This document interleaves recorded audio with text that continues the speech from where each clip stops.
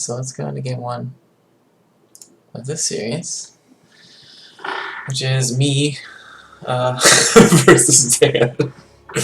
I just want you to speculate the whole time about what you're going to do. What's going to happen? Yeah. And I can do some predictions about what's going to happen. So you're in the top left here. So yeah, I spawn on the top, and Dan is our Zerg that spawns in the bottom. And this is game one, and this is Prey on Terraces, which is my map pick. Because you're a thug. Because I am a thug. And and I'm doing a 14 extractor. Cool. And we should see a 14 pool. Mm. And there's the 14 pool. So this is an aggressive build. And then Dan is opting to do a 17 hatch.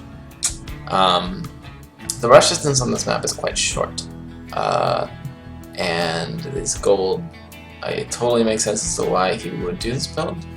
This gold base, you know, if you can hold it, you will be very far ahead. So that's what Dan's thinking at this point. Unfortunately, in Starcraft, there are things like build order wins, and there are. This is one of those moments. The unfortunate part is this extractor. I think this extractor isn't really safe. It is at 6 or 17 or 18. I mean, this is so late. I mean, that was an 18 pool after extractor hatch, right? And so he's getting this pool down around 120. If he gets his pool down a bit earlier, like 17, and builds the extractor and then the pool at the same time, he can hold this for sure. But once you put the pool down that late, well, he did drone scout. We'll see what does unfold. Yes, drone scout is an interesting topic in ZVZ. Most people don't do it because you can kind of do a safe build such that your overlord will get you the information you need. Like he can see these lings, so you know how defensive you have to be. Like whether or not you can bring drones here, or whether or not you can, if you have to build a spine crawler here. In this case, it gets him some vision, and he sees a lot of lings. And so I have a couple choices. I could go in and try to kill these drones, but honestly, I choose to shut down his hatchery, because if I can put my hatchery up and kill his hatchery, well, that puts me pretty far ahead. Even if I don't do any more damage with these lings, I could be weak. A good player would have sniped those 2 lings that spawned. For the record, out of these eggs, because they're pretty exposed. So you have speed now. I do have speed, yeah. Yeah, the build finishes speed much sooner, and I have a bunch more lanes coming. And because of that, I feel pretty comfortable trying to get high ground. There's a little bit around there. And then he puts his queen here. His queen really should go in the middle, and he tries to do it, right? You can see he tried it there. And so it's actually going to be a little bit smaller. But anyway, sniping the queen is quite a lot of damage, and I can chill now. I know my lead is pretty big.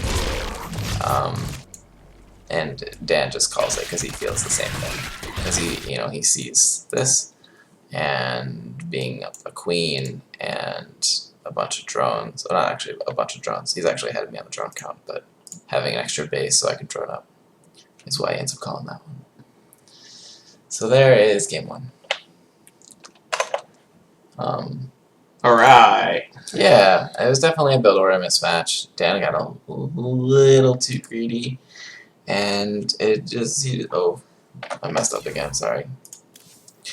And, yeah, it just kind of cost him, but it's all, it's a ZVZ thing. Game 2 is a lot more interesting. Just saying. So this is Central Protocol. This is Dan Martin's pick. He picked a 4-player map. We actually talked about it a little bit. He picked a 4-player map because, well, he knows I'm aggressive and he wants space. So that was his reasoning. I did ban the other 4-player map, the macro-y one. Ruins of Ceres. Yeah, Ruins of Ceres. So I did ban that because I didn't want to deal with a macro game against him. Because Dan's macro is actually quite good. That's his biggest strength in Starcraft, and so I kind of want to minimize that as much as I possibly can. So I banned it. And anyway, so this game, both of us are a bit more active. Well, I'm opting to do a fast expand, not a 14-14 this time. And he's doing fast gas, fast pool. So 17-17. So we switched roles. Now he wants to be the aggressor, and I'm going to be the defender. At least, we don't know this yet, right? Both of us are blind. But that is the paths we've chosen. This could also, I mean, and I think in all likelihood, he might have thought that I was going to be aggressive, so he just wants a safe pool timing, so he doesn't get build order countered like last game. But as it turns out, this time I'm expanding. He also expands. Yep, he does. It's slightly later. It's not, it's like half a hatchery time later. But he's gonna have his pool, and he's gonna get his lings out real quick. And he actually opts to get his lings before the queen. So this is about as aggressive as you can possibly go. I think he's gonna get speed too before the queen, maybe. Yeah, so he does. So he gets his queen much later. Not really utilizing the economy of the pool. Well, any economy you can get. So like my queen's actually starting ahead of his right now. But he does have his lings. And they chill. Now he doesn't know I went. Oh, he does know I went fast expand, excuse me. But he's just gonna chill with these. Honestly I feel like he should push. Or try to get something done with them. Because he knows what build I went by now. And I know what build he went, so I know I need to defend. That's what I'm thinking right now. And but he's deciding to also defend, which is great. Well, it's better for me, I think. But it's not bad for him. I mean, this is still, my advantage is not that high at this point. Baneling Nest for both of you? Yep, we both throw it on a Baneling Nest. Mine's a bit earlier. But yeah, and then I'm starting to move out. Your speed's a lot later. It's super late. I actually got this Baneling Nest, I think, before I started speed, because I thought I was going to have to defend. So I ended up switching the timings, so my Banes are really late. Or my speed, is really late.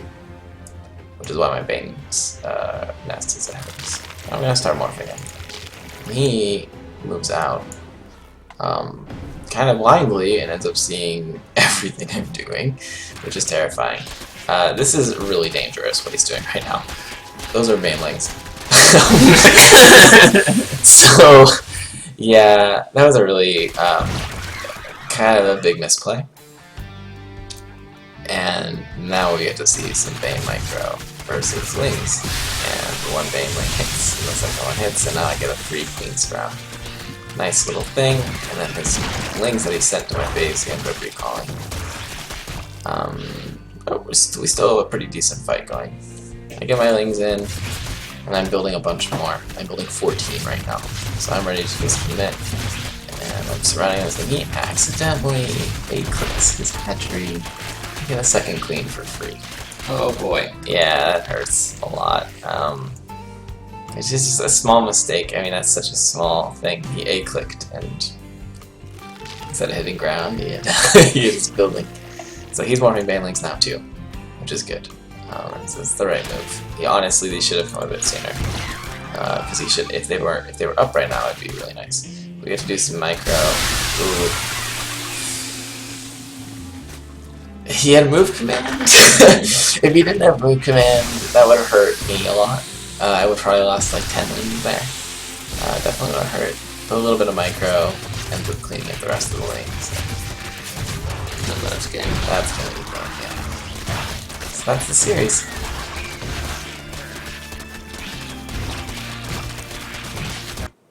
QVC, man. It's weird. Yeah, it's a game. It's a different game, for sure.